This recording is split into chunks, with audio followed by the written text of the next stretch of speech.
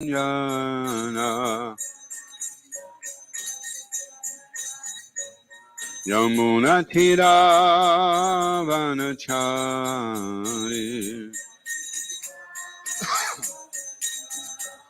Yamuna Tira Vanachari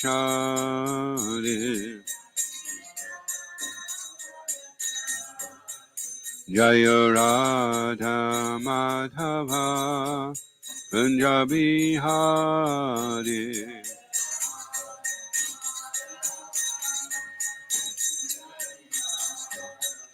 Hare Krishna Krishna Krishna Hare Hare Hare Rama Rama Rama Hare Hare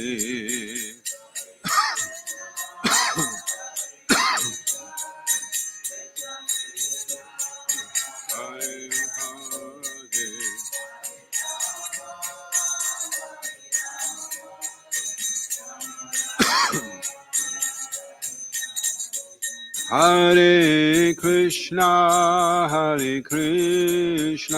Krishna Krishna Hare Hare Hare Rama Rama Rama Hare Hare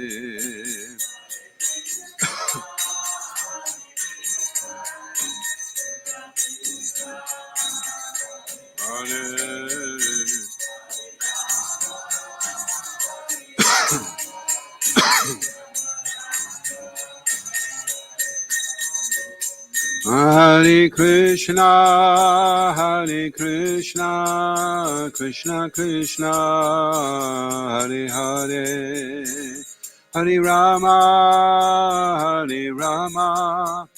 Rama Rama Hare Hare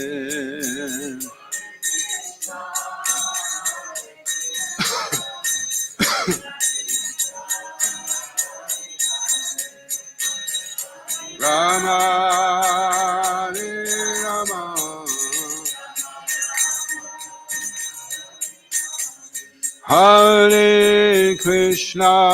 Hare Krishna Krishna Krishna Hare Hare Hare Rama Rama Rama Hare Hare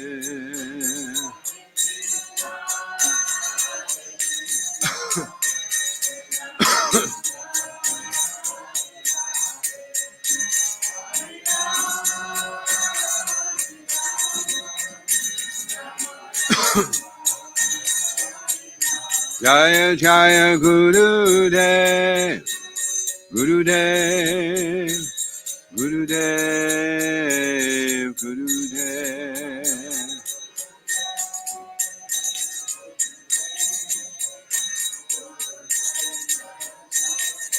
Jaya Jaya Prabhupada Prabhupada Prabhupada Prabhupada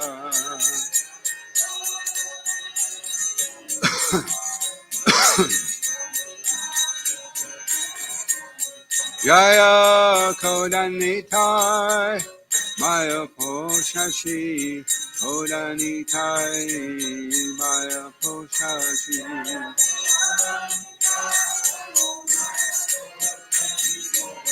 Kodanitai Jaya Maya Poshashi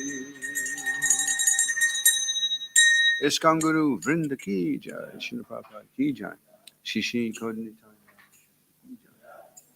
Grantaraj Srimad Leelamrita.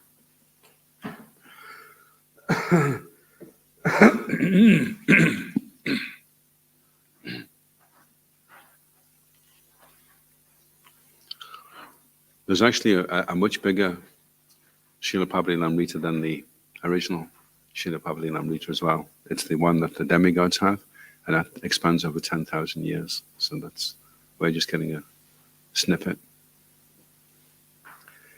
Harikesh planned the trip So they could stop in Montreal overnight. From Montreal, they would fly to Paris, where Prabhupada could rest before going on to Delhi.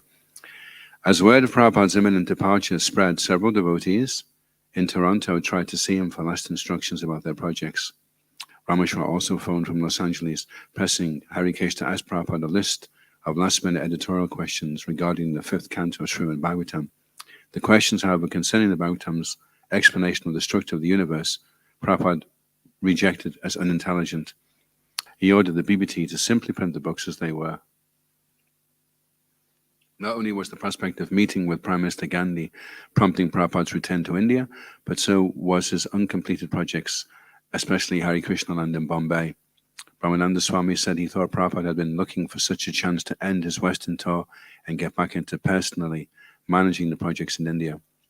Prabhupada had just dictated a letter to Sarabi in Vrindavan expressing disappointment that things could not get done without him. You are simply writing letters to me without my personal presence. There, you cannot do anything.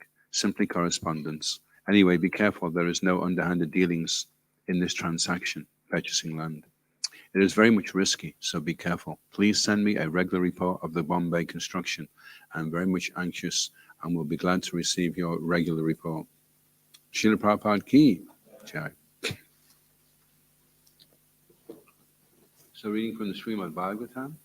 This is Canto 6, Chapter 17, entitled Mother Parvati Curses Chitraketu, and its text 29. Dehanam Deha Samyogad Dehanam Deha Samyogad Dvanvanishvara Lilaya Dvanvanishvara Lilaya Sukham Dukham Mritya Janma Sukham Dukham Mritya Janma Shapo Nugraha Eva Cha Shapo Nugraha Eva Cha Dehanam Deha Samyoga Dvandvanishvara Lilaya Sukham Dukham Mritya Janma Shapo Nugraha Eva Cha Dehanam Deha Samyoga Dvandvanishvara Lilaya Sukham Dukham Mritya Janma Shapo Nugraha Eva Cha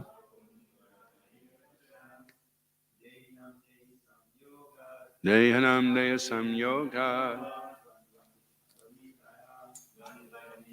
Lilaya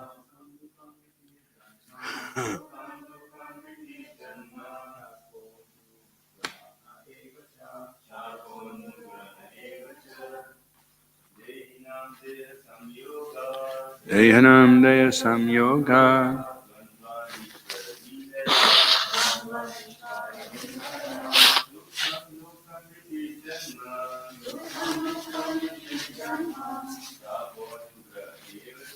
Shaponugraha Eva Cha Dehanam Deha Samyoga Dvamdanishvara Lilaya Sukha Dukkam Mritya Janma Shaponugraha Eva Cha. Ladies, Dehanam Deha Samyoga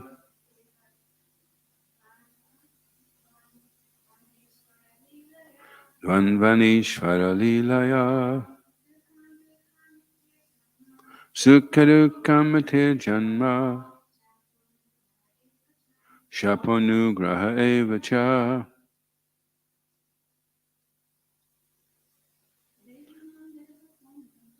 Dehanam Deha Samyoga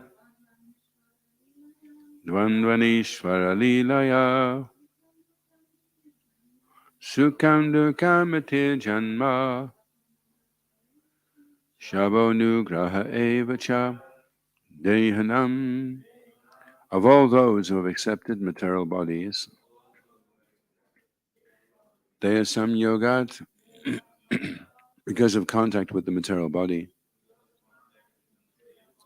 Dvanvani, dualities, Ishvara Laya, by the supreme will of the Lord, Sukham, happiness, Dukham, distress, Mati, death, Janma, birth, Shapa, curse, Anugraha, favor, Eva, certainly, Cha, and. Translation. Because of the actions of the Supreme Lord's external energy, the living entities are conditioned in contact with material bodies. The dualities of happiness and distress, birth and death, curses and favors are natural byproducts of this contact in the material world. Responsibly, please. Because of the actions of the Supreme Lord's external energy, the living entities are conditioned in contact with material bodies. The dualities of happiness and distress, birth and death, curses and favors are natural byproducts of this contact in the material world. Prabhupada ki jai. In Bhagavad Gita, we find Madhyakshena Prakriti Suyati Sacharacharam. The material world works under the direction of the goddess Durga, the material energy of the Lord, but she acts under the direction of the Supreme Personality of Godhead. This is also confirmed in the Brahma Samhita 544. Shrishte stiti palaya sadhana shakta eka chaeva yaja bhuva nani vibhati Durga. Durga, the goddess Parvati, the wife of Lord Shiva, is extremely powerful. She can create, maintain, and annihilate any number of universes by her sweet will. But she acts under the direction of the Supreme Personality of Godhead, Krishna, not independently. Krishna is impartial, but because this is the material world of duality, such relative terms as happiness and distress, curses and favors are created by the will of the Supreme. Those who are not Narayana Para, pure devotees, must be disturbed by this duality of the material world. Whereas devotees who are simply attached to the service of the Lord are not at all disturbed by it.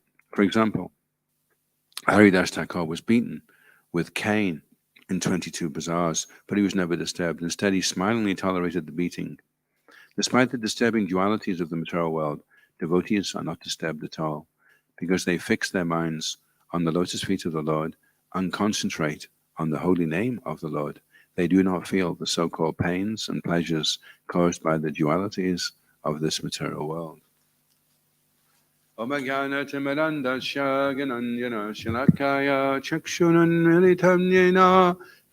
Shri Gurave Namaha. Shri Chaitanya Manobhistam Stapitam Yena Bhutale Swayam Rupa Kadamayam Dadati Swapadantika. Jaya Shri Krishna Chaitanya Prabhu Nityananda Shri Advaita Gadadha Shri Vasadi Gaura Bhaktarinda. Hare Krishna Krishna Krishna Hare Hare, Hare Rama Rama Rama Hare Hare. So translation again. Devotees are engaged in devotional service. They never fear any condition. Sorry, just making sure you're paying attention there. Because of the action of the Supreme Lord's external energy, the living entities are conditioned in contact with the material body. Dualities of happiness, distress, birth, death, curses and favors are natural byproducts of this contact in the material world. So that's like absolute proactiveness, that whatever it is, it's the material world, and don't let it get you down. And Maharaj Chutakettu didn't let it get him down at all. And even when he becomes a demon and he's getting killed, it's Indra that gets depressed, not Vritasura. Vritasura is encouraging Indra to cut his head off, and Indra's having second thoughts, and he's saying, come on, focus, cut my head off. And Indra's like, oh, I don't feel good about this. Never mind what you feel like, get the head off. And so eventually he did kill him, you know. And as Tritaketu, he was completely aloof. And as Vritasura, because he was still Tritaketu, he'd just been cursed to take birth as a demon. So amazing devotee, so free from the bodily concept of life, and from all the natural byproducts of happiness and distress, birth and death. So that's the problem. If you're into material happiness, and who isn't into material happiness? But the price is material distress. Everyone has to pay their pound of flesh. Whatever you get, you take a lot of intoxication, then it has to come back in the form of some type of, whatever you do, out with what your karma is as well. If you're not just accepting what comes, but you want to enjoy yourself more, then the reaction becomes intensified. So however much you're going to suffer, now you're going to suffer more. So the devotee becomes equipoised, and he accepts whatever good or bad is coming, and he doesn't become elated, and he doesn't become disturbed. Anyway, Srila Prabhupada's talking here about a pure devotee. So for most of us, we're devotees in progress. We're trying to come to that point of being Narayana Para, pure devotees. And then we're not disturbed by duality. And then he gives the example of Haridas Thakur, our Namacharya, who was beaten with cane. And of course also Haridas Thakur was approached by Durga Devi, and she tried to entice him. She took on particular positions which it said would even bewilder the mind of Lord Brahma, which is interesting because that's who Haridas Thakur was. Anyway, by the mercy of Lord Chaitanya, he wasn't disturbed. And there's a few references for those that are aspiring to chant Shuddhanam, that they should take shelter of Haridas Thakur, and by his blessings, he's our Namacharya. So it's through him the holy name is coming. So we beg for his mercy and his blessings so that we can also chant in the same way. I just heard a talk by Amarendra Prabhu, and he was saying, one of the charyas was saying that when you chant, when you put your bead bag on, you should be like a statue. You just chant until the bead bag goes off. Because sometimes a devotee is like a statue because he's fallen asleep. But it's like a statue that goes, there's no movement there, you know. Anyway, there's different levels. If you're really, really finding it hard, then you walk. And if you're a little bit more focused, then you can just stand. And then if you're doing really well, you can sit, but you may have to move while you're chanting. And then if you're really focused, then you can sit with your eyes closed without moving and chant 16 rounds without any interruption. But we're aspiring for that. That's the actual standard that it should be. Prabhupada said when the bead bag goes on, it shouldn't come off until 16 rounds have been chanted. And he said every day you should chant with a clean, fresh bead bag. So you wash the bead bag you had the day before, and every day when you put your hand in the bead bag, it's a clean bead bag, and it's a fresh start, another chance to try and chant the holy name purely. And then Prabhupada at the end says, because they fix their minds, the Narayana Para, on the lotus feet, and they concentrate on the holy name of the Lord, so it's juxtaposed. When you say you're concentrating on the Lord's lotus feet, that's none different from concentrating on the holy name of the Lord. And because they're able to concentrate, they don't feel pains and pleasures caused by the dualities of this material world. So then they transcend. Initially, when you read this, when I was first reading this in Srila Prabhupada's books, I thought that meant it would be happening in a couple of weeks, or maybe a month at the most. I didn't realize it was going to take a bit longer. And then as I'm going along, I'm realizing it's not going to happen so easily. But we have to become detached from the result also. Determination in the mode of goodness is we're prepared to do it anyway. And then we have to have faith that it will happen. And, sometimes we have our moments, we get glimpses of what it must be like to be transcendental. But it doesn't come easy and it doesn't come quickly. But it definitely does come. You just have to wait. And the Lord's the expert judge of time and circumstance, so he gives it to you just when at the right moment and not before. Any questions or comments? Giant, and you've got one, haven't you? I can see it in your eyes. Oh, okay. We'll come back to it then, long as it's controversial.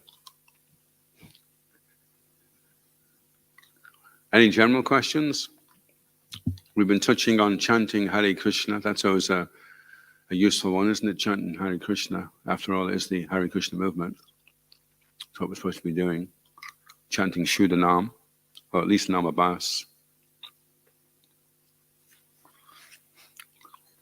Sometimes it's a very fine line as well. We could be chanting, and we could start Namabhas, and we could lapse into Namaparad. We could decide, I'm fed up with this. This is just so boring. And then we go from Namabhas to Namaparad. And then in Namaparad, we may say, no, I need to get into this. Come on. I need to pull my socks up here and get into it. And then we go from Namaparad back into Namabhas. And then if you're able to sustain Namabhas, then you may get a glimpse of Shuddha Nam. And then once you've got Shuddha Nam, then, like Prabhupada's saying, then there's no problems after that. Once you can fix your mind, Shuddha Nam is you become absorbed, you at the stage of Ruchi. So the chanting becomes spontaneous. You can't force your chanting to become spontaneous. You can aspire and pray that one day the chanting is just flowing out of your mouth without any effort at all. But that's Shuddha Nam. That's pure holy name.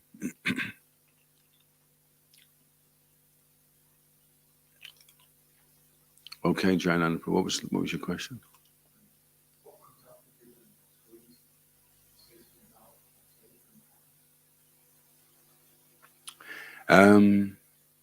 Yeah, okay. Well, what should come out you when you get squeezed is the holy name. That's what should come out.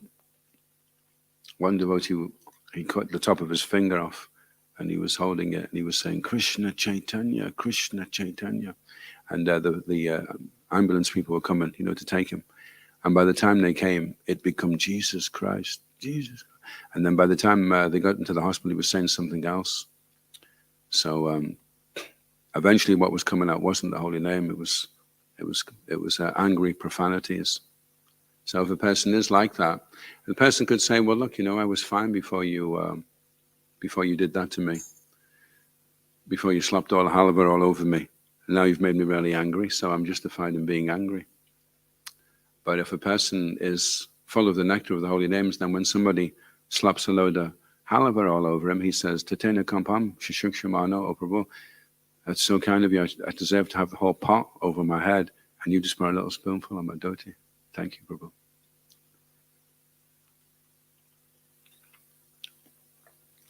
And a person who's full of anger and insult and criticism, he'll blame other people. That I would have been okay, but because you provoked me, all this is coming out. But the only reason all this is coming out is because all this is in the first place.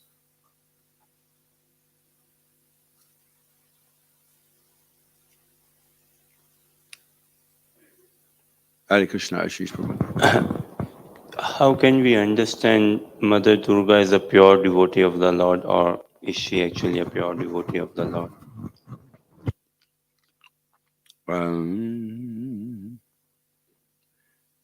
So a few purports earlier, was when she approaches Haridas Thakur, Mother Durga, she begs for the holy name from Haridas Thakur, and he gives it to her. And so, if she wasn't before that, then she's definitely a pure devotee in the making. She's very, very powerful, and because of that, then we can't accredit her to normal frailties of a conditioned soul. She's the external energy. And the younger sister, she's referred to, isn't she, of Krishna, when Kamsa was trying to kill her and dash her on the floor, she flew up into the air. So that's a very special personality, a Shakti. There's a Vishnu Tattva, which is all cognizant and Swarat, independent. There's Jiva Tattva, which is Tatastha, can get covered. And then there's Shakti Tattva. So Shakti Tattva is it's a special energy. So the Jiva Tattva is pure also. Every Jiva is potentially pure. And 90% of the Jivas are pure. They're in the spiritual world. We're the 10%. Only 1 in 10 Jivas fall down. Did you know that? Only 10%. Most of them are not that daft, you know. So we're the 10%. And we're potentially also pure because we were, you know, Krishna didn't make anybody incomplete and imperfect. So we're all potentially perfect and complete. And we're just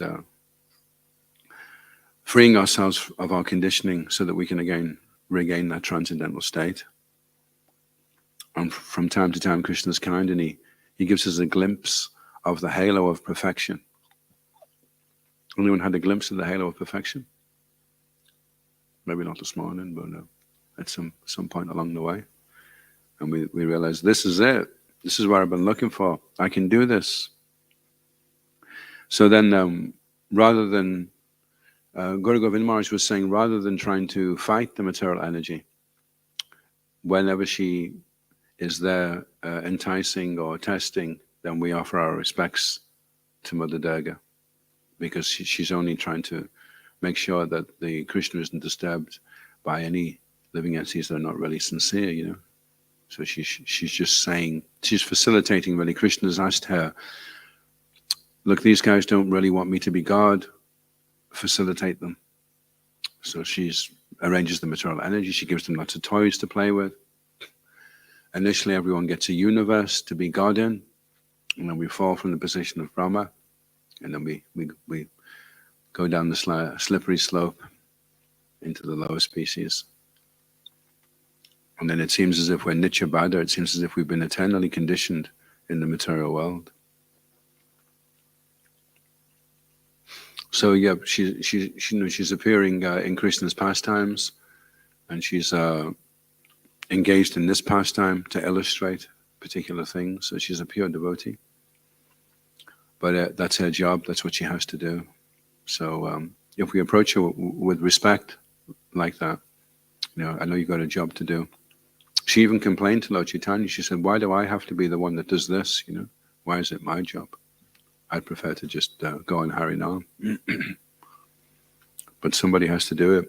Someone has to maintain and look after the fortress of the material energy and keep the living entities in there until they learn their lesson, and then the door opens very easily, and we're able to go back.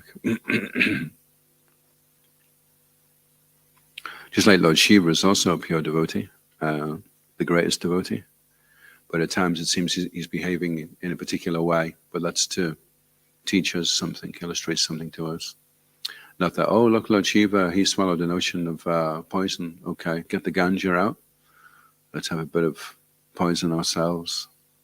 So that's not following. Imitating is not the same as following. It's a subtle difference between imitating and following.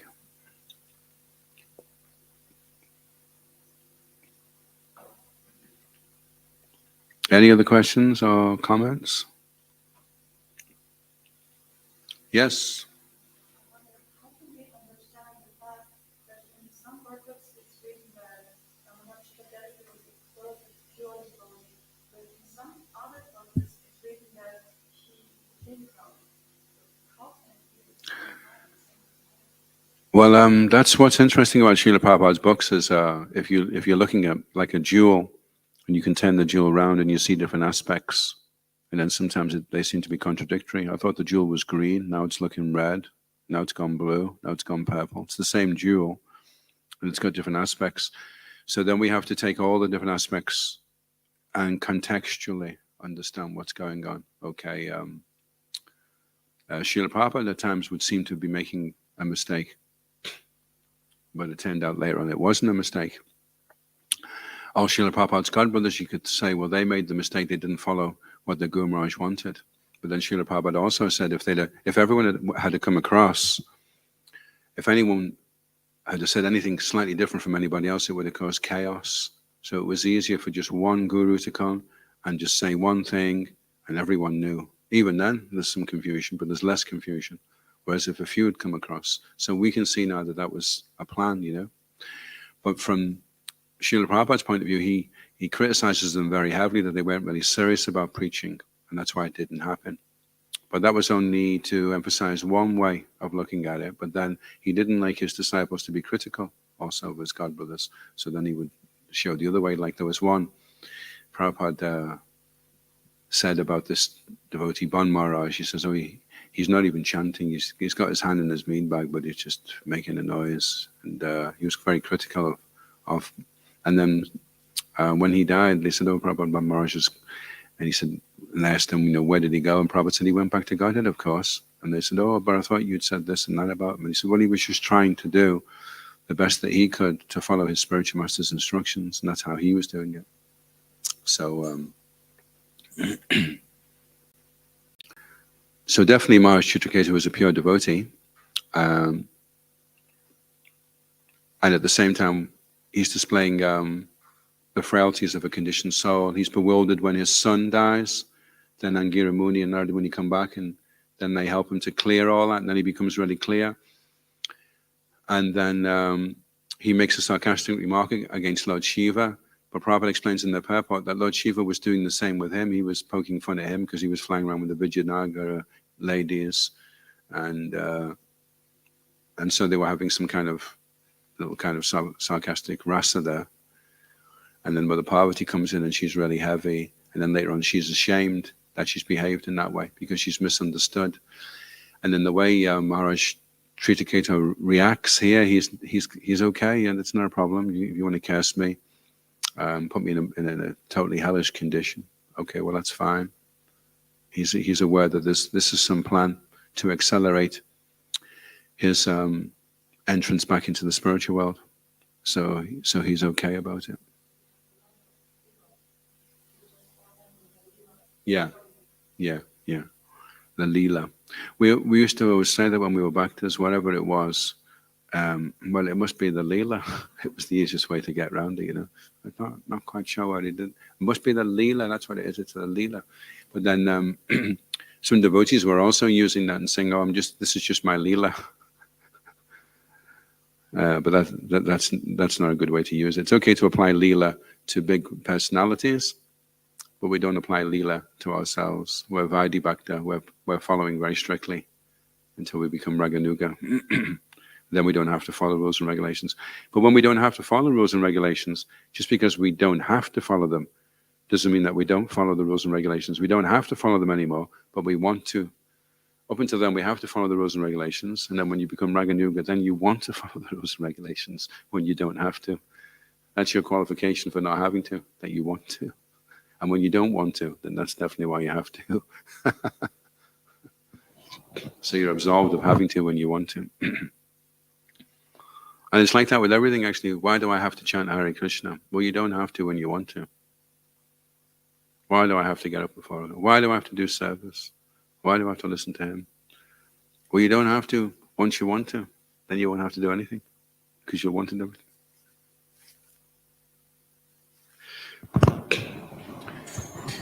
And so it's also a warning to us when we see these great personalities that we may have some utopian idea of what devotional service is, that I'm going to start chanting now, and everything's going to go so smooth. Even my dhoti, I can wear my dhoti for 3 months, and it's still smooth. There's no wrinkles on my dhoti, because now I'm chanting Hare Krishna. There's no problems. My foot doesn't ache anymore. I just float from room to room. Prasadam just appears on plates whenever I think of it. So we have some kind of utopian idea that Krishna consciousness will solve all my material problems. But what Krishna consciousness does is it helps you to transcend so that you're no longer disturbed or affected But there arose problems. Just like you could say, if you climb on this ship, all your problems will be finished. So you climb on the ship, but the ship is going like this, and you start feeling seasick.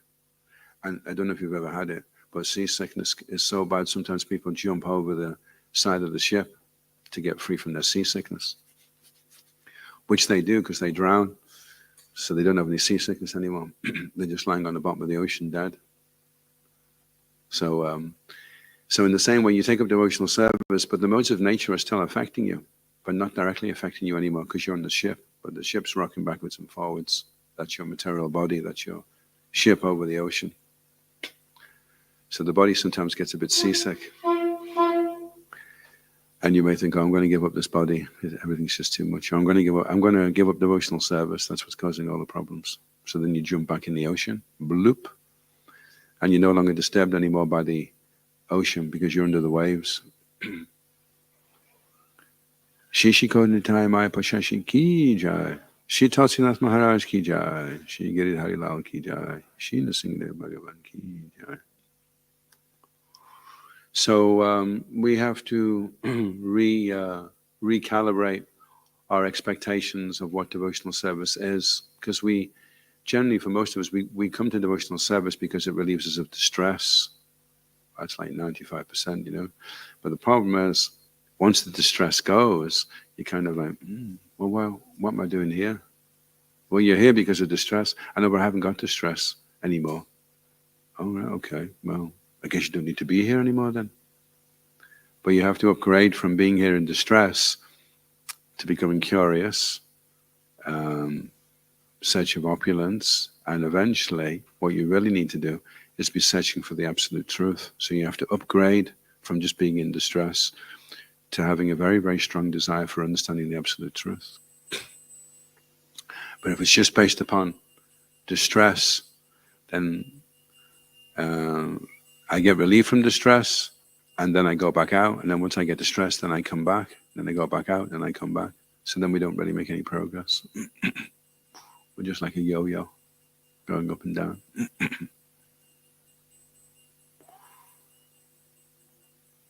That answer the question? And it comes up a lot actually because it's even there with Krishna.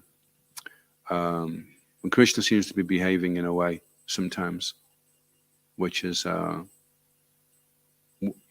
how you think God would behave, you know. But that's part of his perfection, that he behaves in a way where he becomes afraid of. Mother Yashoda was chasing him with a stick, and Krishna's crying and running away. And Rupa Goswami explains he is actually afraid, but he's simultaneously aware that he's God. But he wants to get into the Leela, of the pastime of being a little child. So that would interfere. If he was aware that he was God, that would interfere. So by his Achinta Shakti, he forgets and he behaves just like any ordinary boy. And he's being chased around by Mother Yashoda.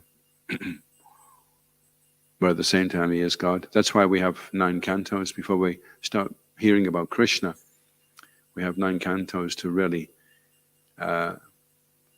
establish very solidly who the Supreme Personality of Godhead is. These are all his different incarnations. And now here's the source of all the incarnations. Krishna himself, Krishna Stu Bhagavam Swayam. He's the Supreme Person. And this is how he behaves. But if you just go straight into the 10th canto, then you think, well, he just seems like an ordinary person. So therefore, it must be okay to do this, and it must be okay to do that. Hare Krishna, bro. Was it correct for Mother Parvati to curse Chitraketu?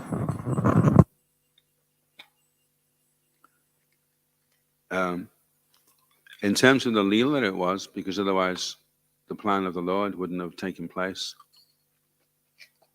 And then at the same time, she felt ashamed. So sometimes being in the Leela means you have to play the baddie, or you have to be the one that does the wrong thing, you know? Like if you're doing a drama, okay, well, who's going to play the demon? Okay, you put that black outfit on and, you know, really, like that, yeah, put the false nails on and the makeup, and you come in and you really scare everyone, okay, yeah. So that's your part in the drama. So the Leela is like that. So so she had to play that part and make that seeming mistake to kiss Chitraketu, who wasn't at fault, and he even says in the purport previous, the translation previous, he says, whatever you think is wrong, although it is not wrong. I didn't do anything wrong, but if you think it's wrong, then fine, but please let it be pardoned, you know. And then she realizes by the way he's responded that she was wrong, that he was a pure devotee. She was just implicated into behaving in that way.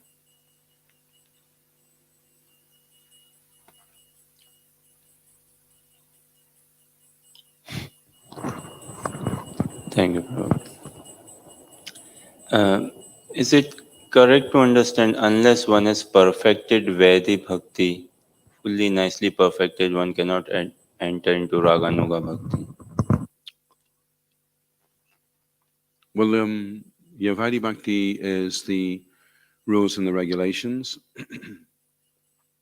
and what disqualifies you from practicing Raga Bhakti is because you don't have a taste, you don't have ruchi, you have so many anarthas. And then before the anarthas, the unwanted things are removed, then we're unsteady, kanishta, then nishta, when most of the anarthas are removed. And then ruchi can start to come. But you can't pretend to have a taste. It's like if you have jaundice and you're given sugar, you know it should taste sweet, but it doesn't taste sweet. So, you could pretend, oh, this sugar tastes really nice.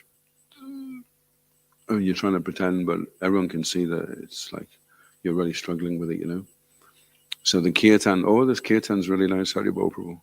Krishna consciousness is really nice, but at the same time, it isn't really nice because it's Vaidhi. It tastes sour. It becomes sweet, Shakrishna Namacharitadi Sitapya Vidya. It does become sweet when we get rid of the avidya.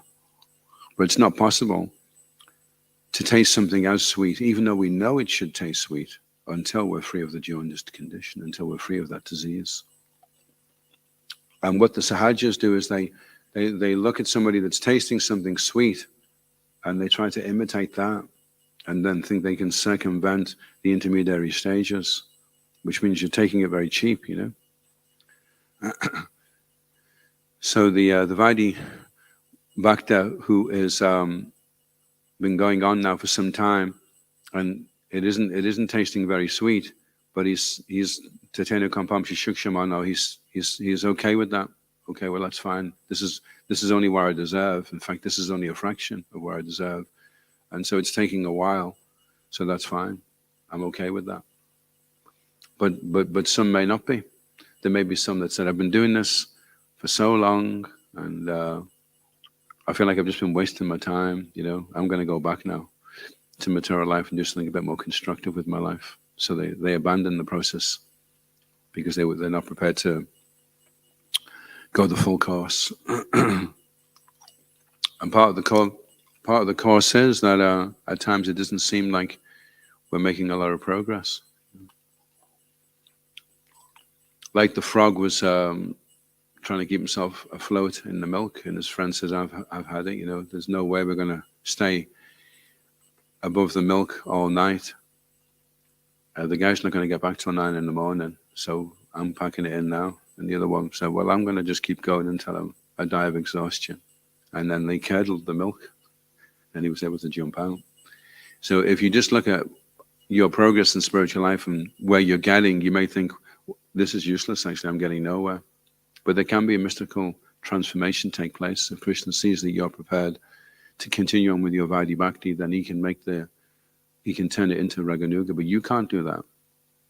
Only if Krishna wants to give you that taste. And then, sometimes we experience when we're chanting, and the holy name is coming spontaneously without any effort at all.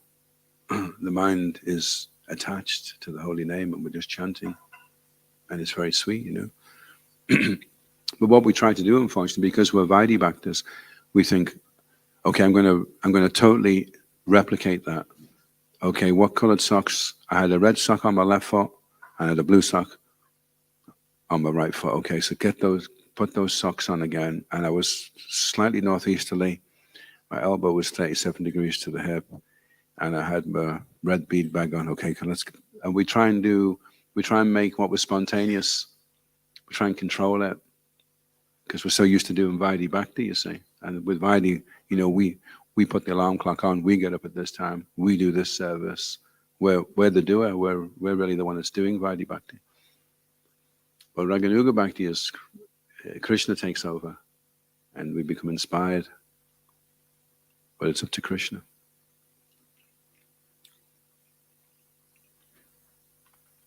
Does that answer the question? Yeah. You can't cheat Krishna. So we just have to. In fact, those affirmations, we read the chapter affirmations, at the very end, after all these different affirmations, and finally the affirmation at the end is, actually, you can't really do it without the mercy of Guru and Krishna. It's just that all these different affirmations are ways of getting the mercy of Guru and Krishna, because when Guru and Krishna say, wow, he's really trying, he wants to chant, he gets to chant, he loves to chant, or he's really trying to do this with the right attitude, I'm going to be merciful to him. But it's all these culminate. If you don't get that mercy, then it doesn't matter what you do. You won't get anywhere in your chanting. Only if Krishna and Guru were pleased. But if you said that at the beginning of the affirmations, put your bead bag on, Hare Krishna, obviously Guru and Krishna aren't pleased, so and so right away you shoot yourself in the foot. So we do all these things first of all, and then by the end, then we should be feeling like Guru and Krishna are pleased because we've got such a nice attitude towards the chanting, and then they reciprocate.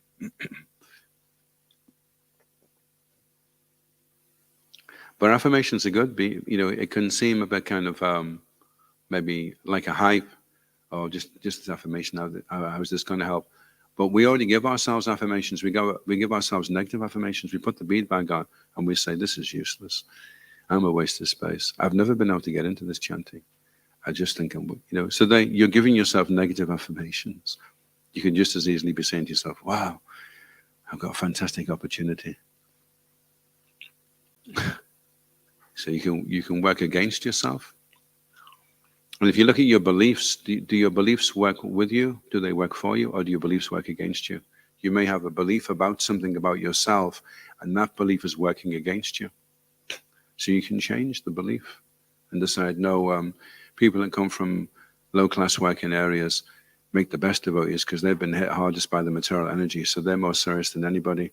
Whereas the ones that are mollycoddled with a silver spoon in their mouth, they don't really know what it's like to get knocked about them. So you can just change your belief so that you become more positive about. And you can do that. You have control over how you want to read the situation, interpret the situation, so that it comes out positive. Everything favorable is good, and anything unfavorable we reject. If the conclusion is, and therefore, because of that, I have a great reason for being discouraged, then we have to get free. Any reasons we've got for being discouraged, we have to get rid of them. And we're looking for all the reasons we can find to be encouraged in devotional service. That's the job of our intelligence. We're reading the books, assimilating the information, and then storing it like astras in the mind, so that when we get negative or we feel discouraged, we can pull these up and override the negativity, the futility. Material energy makes everything seem futile.